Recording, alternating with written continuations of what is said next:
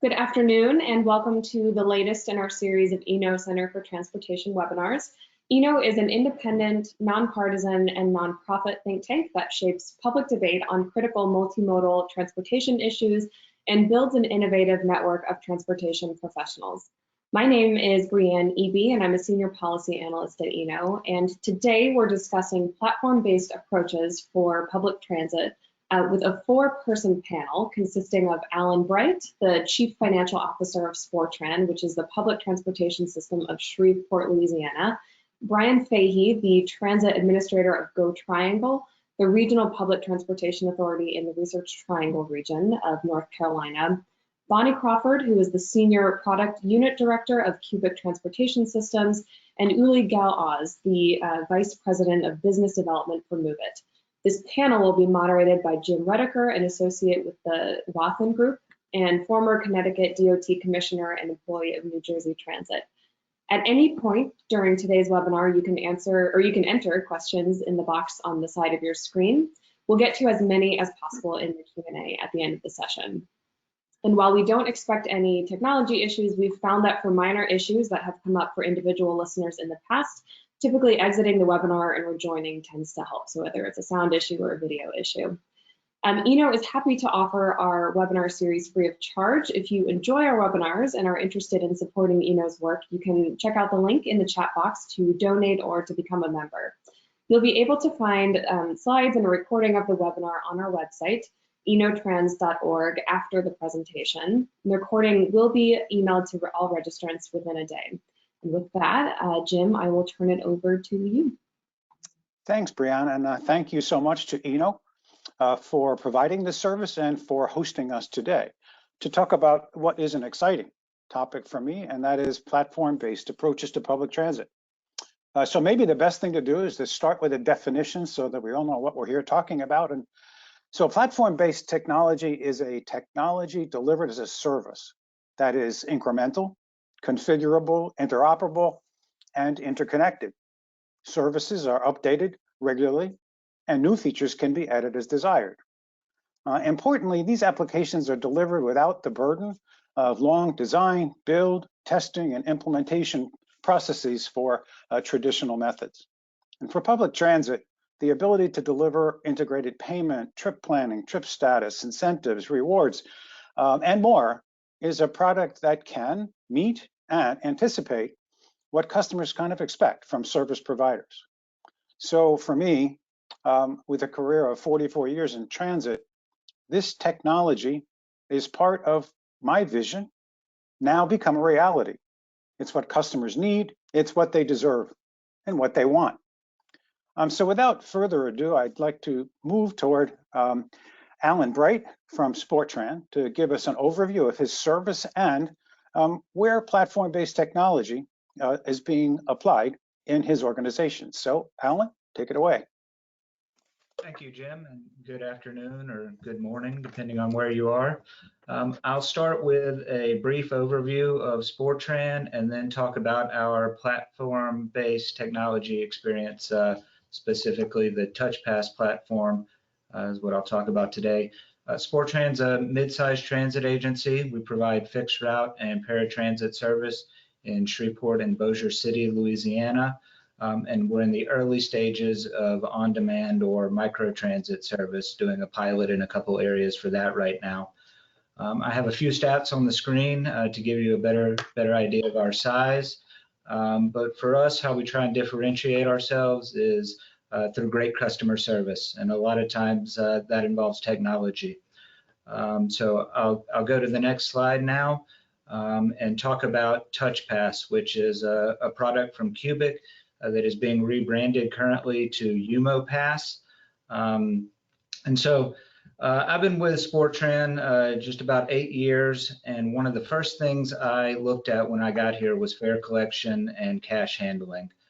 In early 2014, we started looking at mobile ticketing as a possible solution for us, and I started working on a request for proposals, an RFP.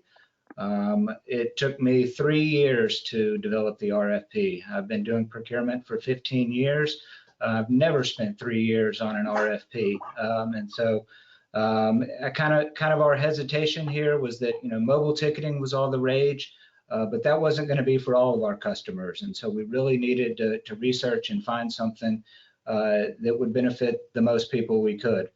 Another issue with it was we were worried about technology becoming obsolete as soon as we put something in place.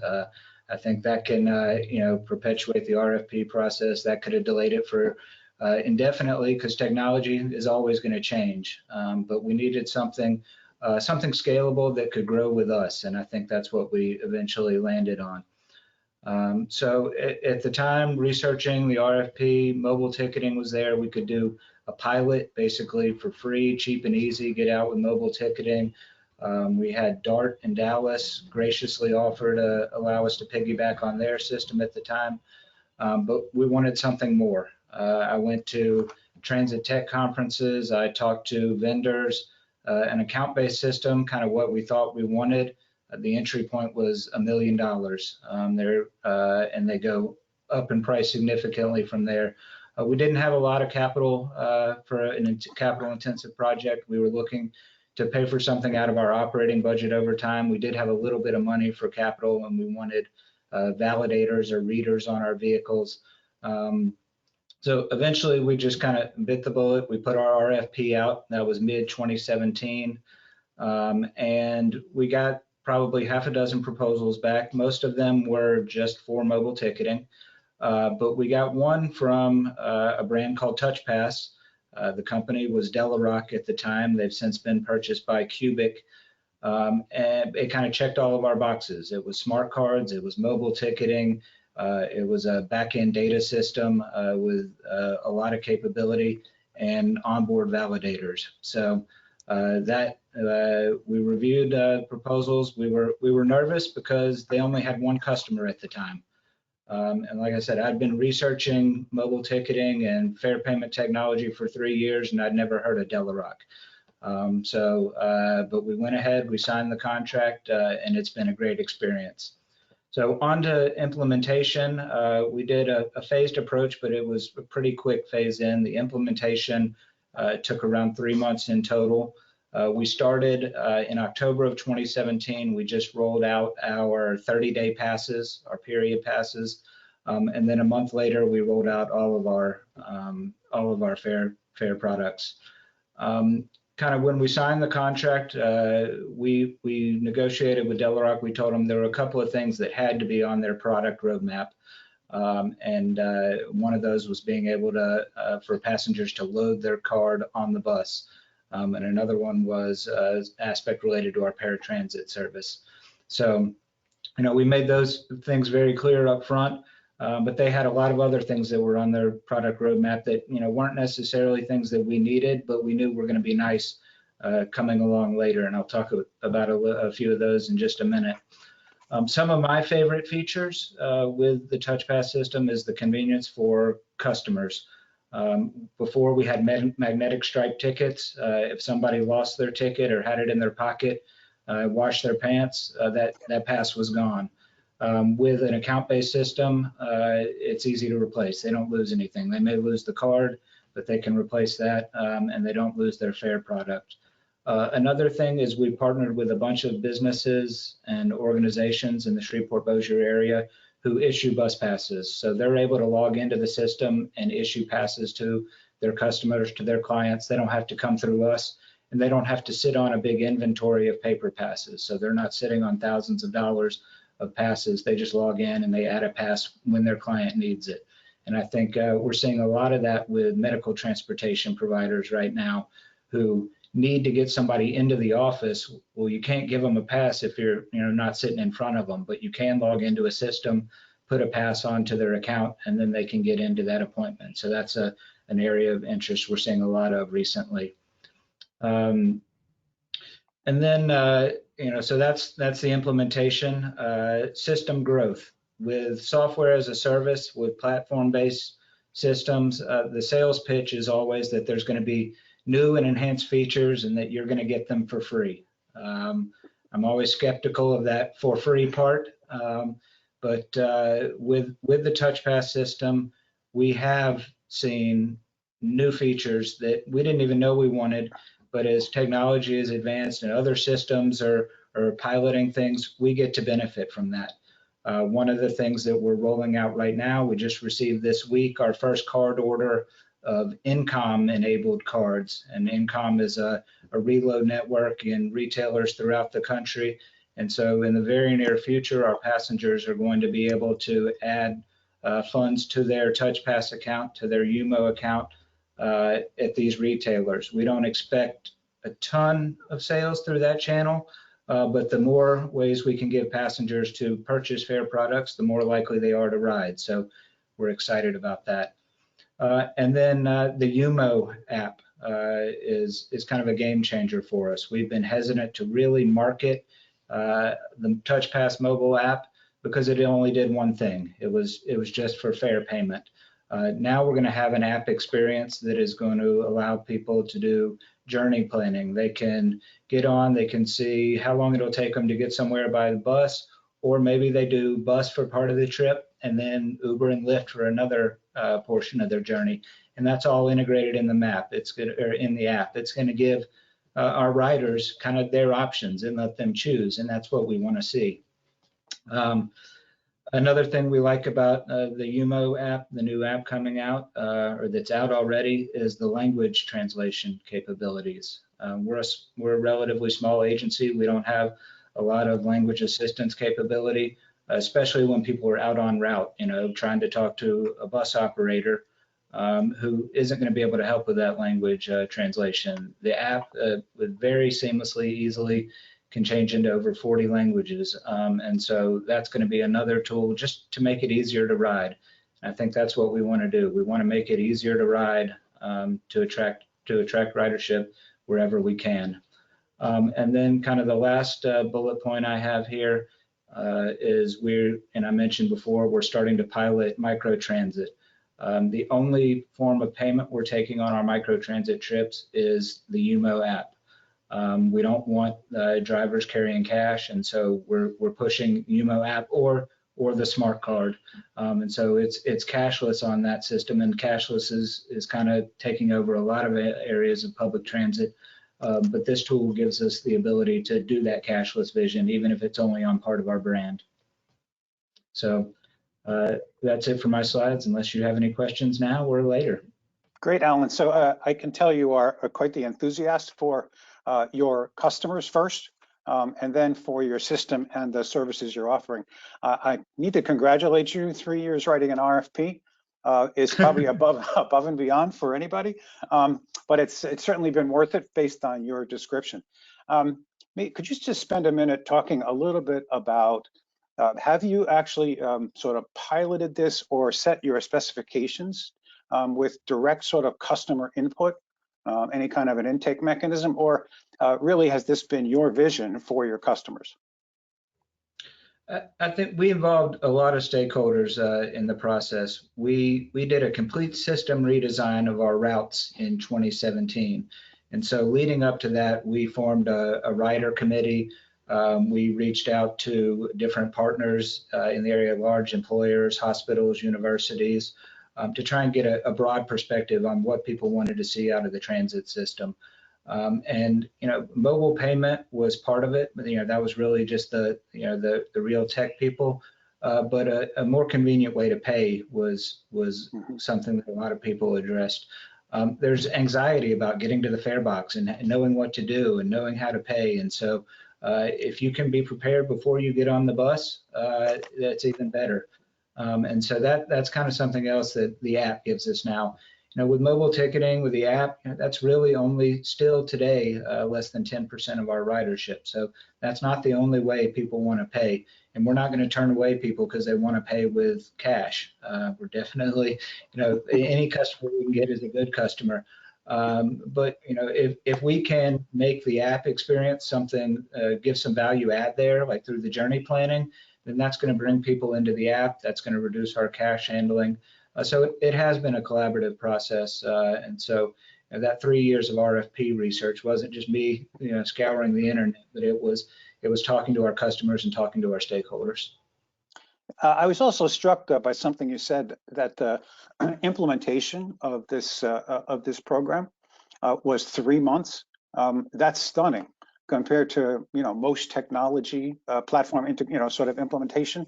Do you have any particular issues in that period? Was it seamless? What was that experience like? It's been a few years, so maybe I'm looking back and don't remember any headaches. But the longest lead time was getting our onboard validators and getting them installed. As I said, we were customer number 2 for Delarock, so they didn't have a big stock of hardware sitting around. They were building to this order. Now Cubic has acquired them, a lot more capital behind them. So I'm guessing that hardware side is a little quicker. As I mentioned, we were also launching a new route system at the same time. So we kind of we overwhelmed ourselves, but why not? If we're making change, might as well make lots of changes. In the process, we started thinking about, fair policy and what fair policies we wanted, what transfer rules we wanted, and we made some really complicated stuff that the Touchpass system was able to handle, but our passengers weren't. And so that's another lesson learned is don't make it too complicated for our passengers and employees, even if the technology can handle it. And so we've dialed some of that back, but really, the implementation was pretty seamless. We had the smart cards in addition to the mobile app, and all our passengers wanted to get their hands on one of the smart cards, something to have in their pocket, and so it was a positive experience. Great, thanks for that. Final comment, it strikes me that having a product like this, which allows any customer or every customer to be cashless if they want to, is really quite a new opportunity in transit. It's also a real benefit for drivers who don't have to handle cash transactions, which bring a lot of issues with them. So it sounds like a huge benefit for your organization. I look forward to sort of tracking where you're headed, and also to maybe learn from you about how you begin to roll out marketing for this great new product for your customers. Alan, thanks for your time. We may get back to you, but I'd like to turn again at this point to Brian Fahey from the Research Triangle area. And Brian, if you could join us and give us a little bit of background about the Research Triangle, your service area, and your platform technology. Thanks, Brian. Thanks, Jim. Can you hear me okay? I can. Okay, great. Well, good afternoon. Just as a background, the Research Triangle region is the Raleigh-Durham, Chapel Hill area of North Carolina. It's called the Research Triangle because of its proximity to 3 major research universities: Duke University, University of North Carolina, Chapel Hill, and North Carolina State University. And it's also a hub for technology and biotech companies. Just on the fixed route side alone, our region includes 4 local transit agencies, 2 university transit systems, and Go Triangle, the regional transit provider. With the population and visitors that travel across city and county lines so frequently, the partners in our area collaborate a great deal to try and make the experience seamless for the public. It includes marketing, customer service, service planning, contracting routes, as well as fare collection, what I'm going to be covering. In 2018, we actually had the partners sponsored a fare integration study that was to provide a comprehensive review of the systems across all the agencies that collect fares. Those are Go Cary, Go Durham, Go Raleigh, and Go Triangle. The goals of this study were to improve pass distribution and sales, balance ridership and revenue goals, improve the passenger experience, make transit an affordable option, and explore new fare collection technologies. Some of the primary recommendations from that study included the implementation of fare capping and mobile ticketing technology. And so fare capping, for those who are not familiar, is simply a process in which you're actually capping someone's fare when they reach a daily, weekly, or monthly amount, typically what is the cost of a subsidized pass. This is actually something that helps achieve fare equity, as most low-income passengers don't have the ability to pay for a subsidized pass up front. They're paying more fare on a day-to-day basis, the regular fare, and then over the course of, say, a month, they may end up paying more than the subsidized monthly pass. So fare capping enables us to cap that amount at the monthly cost so that the passenger never pays more than that. Next slide, please. And so with that in mind, the 4 agencies moved forward with a joint procurement for platform-based mobile ticketing system. Basically, where we're at now, we're actually about to begin testing. But when we went out to bid, what we found is the benefit of going to platform-based fare collection. Number one, as Alan mentioned, it's account-based, and that's absolutely necessary for fare capping to ensure that that's quick and easy, and you can track to, say, a smart card or to an account to ensure the person has reached the cap or not exceeding that.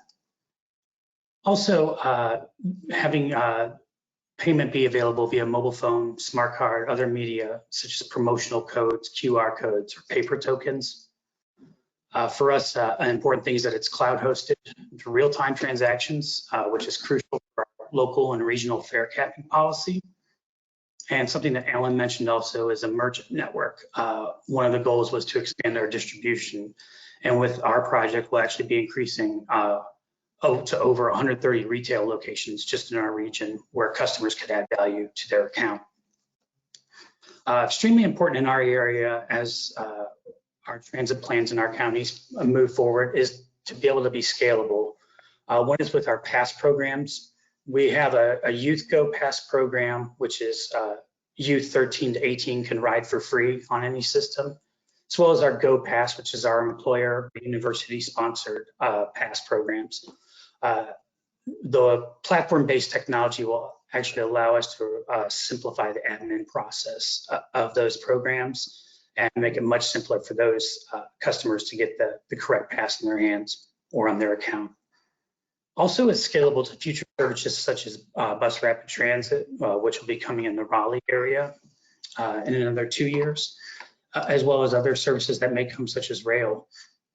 It's also integratable with ticket vending machines. It was not something we specified to purchase with our procurement, but one key is that the vendor would have to provide an API to be able to work with most ticketing vending machine manufacturers. So that's something that's available. Also, to be able to implement this in paratransit, county, on-demand services, as well as microtransit options in the future. And then finally, being able to incorporate with open payment services, such as credit, debit, or Apple and Google Pay. And then finally, something very important in our region is to provide a seamless experience for the customer. We want the technology to do all the work to ensure that the correct transfer and fare capping policies are adhered to, but that it's simple for the customer to get a pass or value and ride transit. As mentioned, we're actually just about to begin our internal testing. Unfortunately, COVID has impacted our project just as it has in every other facet of life. But our partners are currently not collecting fares. So our process is to actually test, and then we're looking to soft launch and coincide with when fare collections resume. Terrific. Thanks, Brian. I just, a lot of similarities to some of my experience, multiple operators in a region, different fare policies that are hard for the customer to understand. Brian mentioned that as well, and Alan mentioned that as well. It does seem like this focus on the technology to make this experience just uniform and transparent to customers is a terrific objective. What was your sort of procurement story? I mean, how many years did your RFP take? And sort of a follow-up question, was this something where you had to change your typical procurement methodologies to actually get to this product? Oh, that's a great question. No, we didn't have to change, as we've actually done several joint procurements in our region. We've actually worked on one with regional real-time passenger information that we did back in 2010. And typically the mechanism that we have is just an interlocal agreement that's executed, and then each agency has the ability to purchase off the procurement and has their own contract. With this, we did the same avenue. We had an interlocal agreement, and then the procurement process, about 6 to 8 months from start to finish. And then implementation, really COVID has kind of been has hampered that the most. But we started in early 2020, so almost a year ago was when we began the implementation process. But then things really got delayed due to the virus.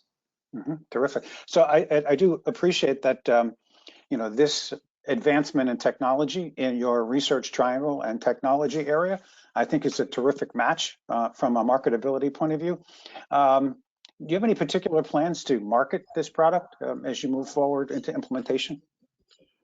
Yes, we do. We actually have basically just another group of marketing professionals from each organization are participating in a subgroup for this project, and they drafted a marketing plan for our soft launch and what that's going to look like, who will be touching with that, how we're getting feedback. So our soft launch is planned to occur when fare collection resumes, and we'll be looking about 4 to 5 weeks from that point that we'll do a full launch. But that group has actually created the marketing plan, activities, website, and how we'll get that message out to our passengers. So if you we're looking to make a recommendation to agencies that aren't into this space yet, what would you tell them to do first? Regarding the technology? Well, no, just regarding a transition from, typical, as we've heard, right? We've got traditional cash systems and paper tickets and all these other things. We've got independent trip planners and, on and on it goes, right? Everything is sort of scattered all over the place and difficult for the customer. But if you were an agency that was still not yet transitioning, do you have a recommendation to them about, how should they go about this? Planning, and if I know that's an easy thing to say, that's, everyone has the resources to, but if you can, is focus on what that plan looks like, how you're going to transition to the technology, what that looks like 5-10 years from now, making sure that those elements are in your specs, that you're not going to hamper yourself 5 years from now and be stuck with something. And I think platform-based solutions, that does make it a lot easier to be able to be scalable, to be able to be flexible as you move forward. And that's the key. But I think really planning and mapping what that transition is going to look like, and then not expecting it to be a quick changeover, and being realistic about adoption, and being able to be flexible enough when you're getting the customer input that something isn't right, that you can be flexible enough to change. Sounds like you've been adapting and sort of managing lots of different customer bases, right? And lots of different partners. Have you given any, or do you have any relationships yet in the retail side in terms of some kind of co-promotion or benefits programs? Are you thinking about that? At this time, we don't, no. Okay, no, just curious. It sounds like one of those features that clearly is one of those things that could come in the future. Well, yes. Brian, thank you so much for this overview and your depth of sort of participation and thoughtfulness about this. I would like to move, if we could, to Bonnie Crawford, who can get a little bit more into the nitty-gritty of technology and how is this all happening anyway. So Bonnie, take it away. Absolutely. If we can go to the next slide. I think it's been a great conversation so far, Jim, and really I want to take it to back to that platform technology. Platform technology is something that from a consumer perspective, we're using every day, whether it's Office 365 or Spotify, Netflix. We're connecting to these platforms and we're getting services that really meet consumers' needs, no matter where they are on the spectrum of service adoption. And I think if you go to the next slide, one of the keys that we've learned from a technology perspective is that platform technology does really support the omni-channel rider engagement. And what I mean by that is that as you're looking to create scalable technology solutions, and I think that Brian and Alan both touched on this really well, every rider is not going to necessarily be wanting to use one piece of the technology or the other. There's a lot of choice in how riders pay and engage in transit technology, whether that's choosing to use their single occupancy vehicle, whether it's taking an Uber, getting on the bus, whether it's using a paper token or getting something from a ticket vending machine, or tapping a contactless card at a subway gate and being able to enter that way. And so by adopting a technology platform that creates that ecosystem of truly interconnected solutions, it allows agencies to plan for the future and to start small and grow as their agency's needs evolve. And I think that, for us at Cubic, and certainly with the technology at play in mega cities, and I think if we go to the next slide, one of the other things about platform technology that is something we've heard often from customers up and down the spectrum is that they want to be able to create not just the interoperability, but also the ability to take components of that platform technology and operate, whether it's independently or when you enable all of those technologies together on a platform, you create that seamless solution. And I think that as we're looking at really solving customers' needs, whether that's the mother that's trying to get her kids to and from school, or the essential worker, or business professional that wants to hop on a scooter and quickly pay for that and connect to a bus or a train, and then they've worked late into the night, maybe working for Google or Netflix themselves, and they need to then take an Uber all the way home. We want to create that experience that really allows riders to engage with their transit agencies in a way that they're used to doing in their day-to-day lives and hasn't necessarily made its way into transit technology. And I think that the platform services is really one of the keys to unlocking that capability that we use every day. Yeah, that's terrific. It does strike me that your first slide that showed how ubiquitous platforms are in our lives and nothing there for transit. Right. Right. It's just, maybe it's a miracle, maybe it's just a dream come true, but it's about time is what I can say. I struggled in my sort of experiences in Connecticut with multiple bus operators, paratransit operators, several different commuter rail operators, and all those things were sort of separated, distinct. There were different, status system, what the bus status was, different fare systems. I just cannot believe that maybe now there's an opportunity to really integrate all this for the customer in one place. So really terrific news, and we can see that from the two experiences we talked about it seems to work well in a local system, well in a regional system. And then, the larger scale that you already support is clearly in play in some places. So I think this is an exciting time in the transit industry.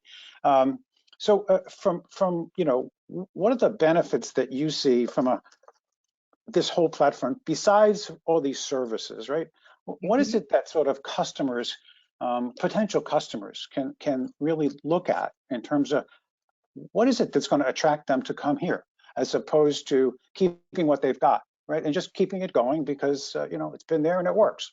Why not? Sure. That's a great question. I think that one of the keys is for transit agencies up and down the scale, it's being able to set up your procurement, and certainly Alan and Brian both talked about sometimes the very lengthy procurements that can happen, but being able to adopt a procurement strategy that looks at technology that's being delivered as a service. And what that does is it reduces the length of time to implementation, because you're not doing a true design, build, and bespoke experience. You're doing things as a service, and you're doing things with a real focus on configurability, and you're creating that mechanism that as those services evolve, and I think Brian talked about fare capping as one of the features, or expanding to a retail network, which was something important for them. Those are functionalities that came onto the platform because riders requested them and other agencies requested them. There wasn't a whole process that necessarily needed to be undertaken, just like DoorDash is a great, food delivery platform that people are using more often these days. And as a new feature rolls out, that feature arrives on every user's experience, just like you would see with Office 365 or Netflix. So I think creating that ecosystem to allow people to consume that technology when they need it, rather than having to go back through lengthy procurement processes, is something that's really critical. Yeah. So one of the things that strikes me too, and I guess coming from New Jersey Transit, where I created this incredibly complex fare system, the ability to cross different operators and different fare systems and be able to capture it all, to let people know, A, what they would expect to pay, but B, also manage the account and do it, it's a phenomenal a benefit that's coming that heretofore has been really hard to manage. I recall back in the days of Google Transit in the New York region, one thing they never did was to tackle the fare question from a customer point of view. So another advancement from this technology platform that I think is terrific from a regional perspective, for sure. Absolutely. And I think that when you consider that for riders, one of the most important aspects here is a simple solution, something that is going to be able to serve the technophile and the technophobe, the student and the senior citizen, so that it's not just the, killer new mobile application that brings all of the technologies together in the UMO app. It's about bringing all of the technologies that meet accessibility and equity for riders who perhaps aren't technology focused. And I think that one of the things that transit agencies, and I think it was Brian that really talked about the complexity of fare policy. Yep. How do you streamline that so that you're solving the challenges for your agencies and your regional partners, while also making it very easy for riders, whether they're using a smart card or a paper token or a mobile device, to be able to engage with that technology that comes through the fare calculations, and so that it's not a how do I hop from system to system without getting confused and without needing multiple passes or a 31-day pass that's just not affordable. Those are the things that I think platform technology really does create the opportunity for agencies. Yeah, and just like with other platform technologies, this is I think it puts into the operator's hands, into the agency's hands, this ability to sort of expect or get ahead of what customers actually experience every day, and give them something that's new, that really will sort of totally transform the perception, really, of the performance of an agency, because now they're not going to be just delivering the same old, but they're going to be anticipating what customers need and what they want. Exactly. I think it'd be terrific. It's really, I think it's a customer benefit, but it's also going to help the transit agencies in terms of how they serve the community and their reputation in the community. Good stuff. Absolutely. Well, and I think one last point that I would make is that, part of the platform capabilities is also the open architecture and the ability to meet agencies where they want to be. And that can come in the form of SDKs that can be consumed into larger systems to allow for pieces of the platform to, join forces with products and services that are already out into the market. So if you're not quite ready for the full platform experience, you have the opportunity to get some of those initial technologies and then look at that transition over the course of time. So part of this platform technology is sort of the behind it all, and one of the partners that you've been working with is Move It, and we'd like to bring Uli on and talk about that partnership and how it participates in UMO and that relationship. So, Uli? Absolutely. Uli. Okay. Hi, everybody. Basically, talking about platforms, I think that Move It started the whole platform approach from the data perspective. So the idea is to actually create a layer of data that enables to serving multimodal transit information to consumers. And the base approach was to build a consumer app that similar to, let's say, Google Maps in that sense, but that will have real accurate and broad inclusive layer of transit data. And we've been doing that in the past 8 years. And as a result, we actually created a way for different providers. Everybody knows GTFS, but there are other standards and people who are not complying. We actually created a system that creates a very powerful, I would say, high quality transit data repository that on top of that, we can create trip planning. So as an example, let's say that a stop in the city is shut down for 2 weeks because of construction. This never reflects in GTFS. So if you do a pre-plan with a system that is not aware that this station is closed, you would create basically false, you'll basically get stranded passengers going to places that are closed or going to routes that are not existent. And we are actually putting a lot of effort in creating a platform of data that would reflect all those small pieces of information that are really dynamic into a system that provides an accurate trip planning. And as a result, we've created a really powerful system that serves basically 3 kinds of customers. We have about 900 million consumer customers who are using our trip planner. We also offer white label apps as a way to serve specific agencies or working with like a Cubic to provide them with a technology platform with the data and with all this connectivity. And we also use this technology to serve APIs, basically only the data to companies who need that data.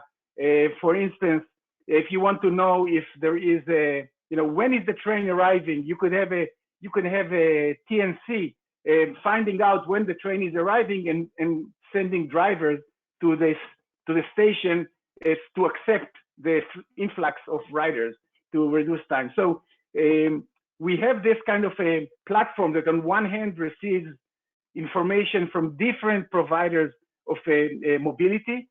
So it's the transit agencies, it's the public agencies, it's all the scooters, bikes. They're all connected together into a system that digests everything and presents it in a digestible way. So let's go to the next slide. This talks about the scale. So when we build the data, so everybody knows that there is GTFS. In the US specifically, it's almost mandatory today. All over the world, it's not, and there are many, many formats and many places that don't have it. Specifically, GTFS is really used by public transit agencies, but what happens if you're a shuttle that takes people from a business park to the train station, all those kind of things that are local and not necessarily are exposed in GTFS. So that's the basic stuff. If you go next click, on the next slide, click on the slides there.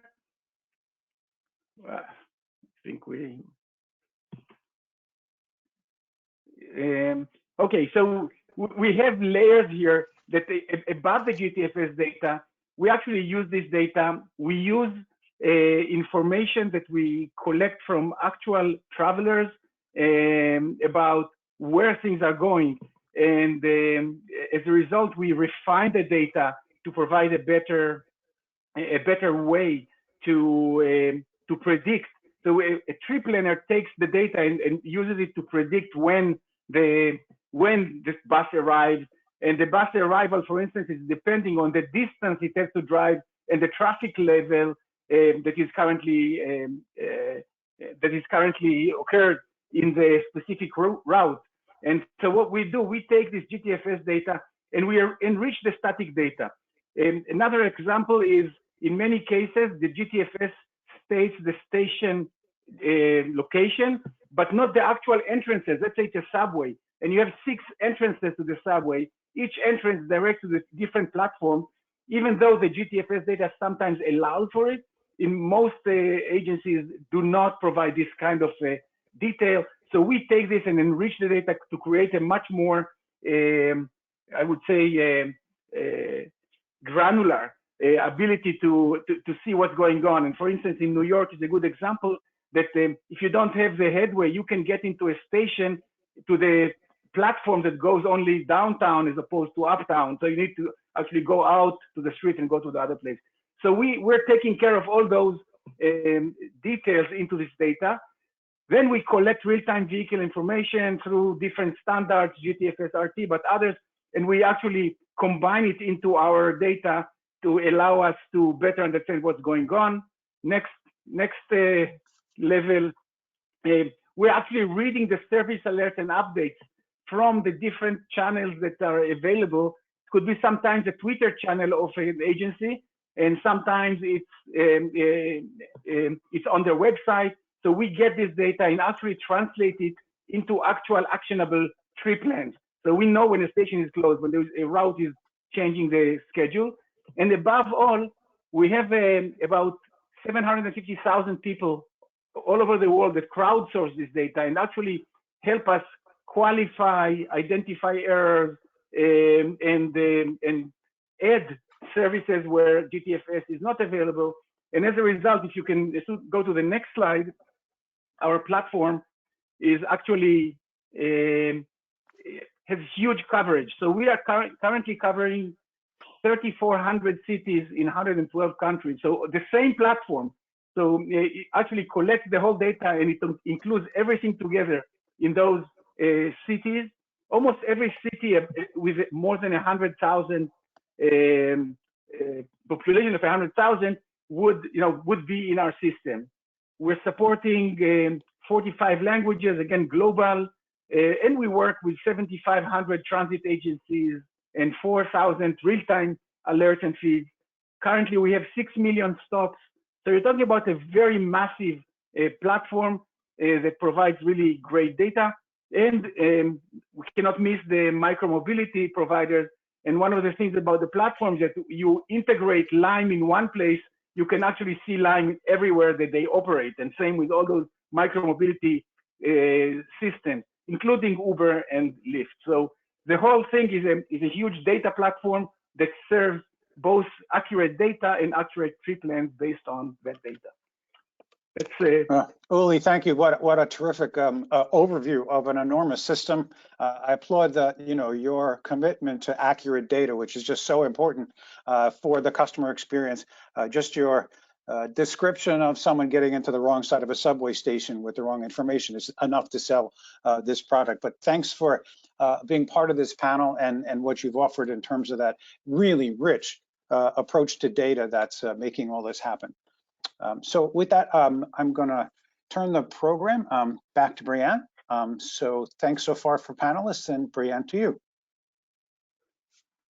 Okay, so we have just over 10 minutes left, and I want to try to get some questions for all of you in. So we've had a bunch of audience questions come in already. Yeah, go ahead and come back on camera to all of our panelists. We've had some great audience questions come in, so I'm just going to try to get through as many of those as I can for you all. The first one's going to be for Bonnie, though, and I'm going to take this way back to basics, Bonnie. And a couple of folks were asking, how does this platform relate to mobility as a service, or MOS, as many people are familiar with it? Who owns the platform? Who owns passenger data? I know that there are a variety of approaches for mobility as a service, so can you maybe situate this approach into the broader context of mobility as a service? Sure, that's a great question, Brianne. So I think that, when you think about mobility as a service, and there are so many definitions of it out in the marketplace today, it really is creating that truly interconnected passenger experience so that people can, as we like to think of it, explore, pay, and go. They can look at the multimodal experience, and they can connect with providers beyond public transit for the first and last mile experience.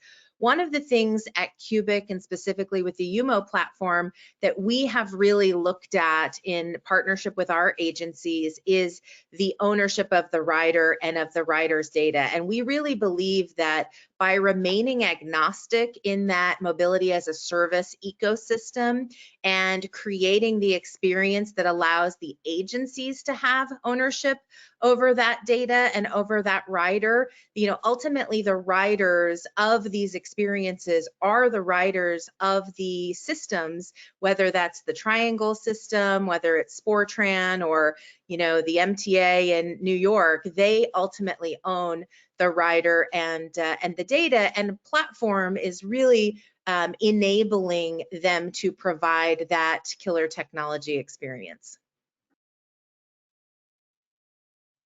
That's great. Thanks, Bonnie. This next one, I'm hoping is something that Uli can answer, but maybe Bonnie as well. So in terms of interoperability, how can riders use this technology when they travel to other cities, or if we're talking about major regions that maybe have different policies, how is this designed to be interoperable?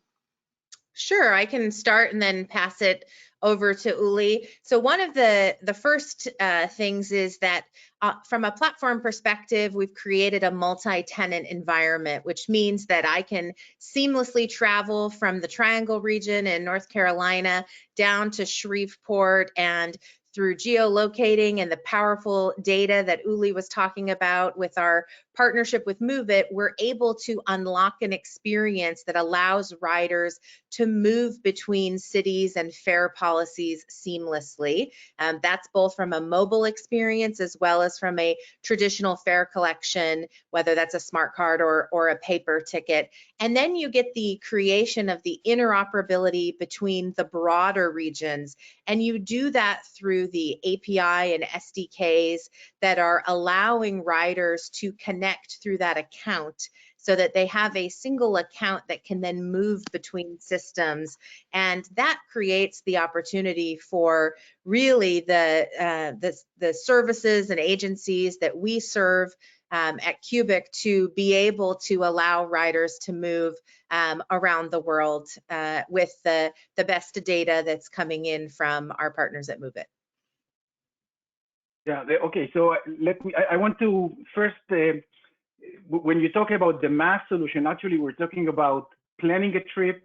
Yeah, you need to get from point A to point B. You're talking about planning a trip, then you want to be able to purchase the fare for the trip, and then you want to execute the trip, basically go on the bus or on the whatever vehicle you're using and use it and get guidance throughout about what's going on. So this is the experience that actually the UMO app is providing, and it doesn't matter where. So the platform itself has plugins that are, the fare collection from one city is operating in one city. You go to another one, and you have the fare collection of the other city. So the data itself is collected from different locations in different places, but the usage, if you're a tourist, actually this is like, I don't know if it's a good example, but when you go to a McDonald's, you open the door and all McDonald's look the same, right?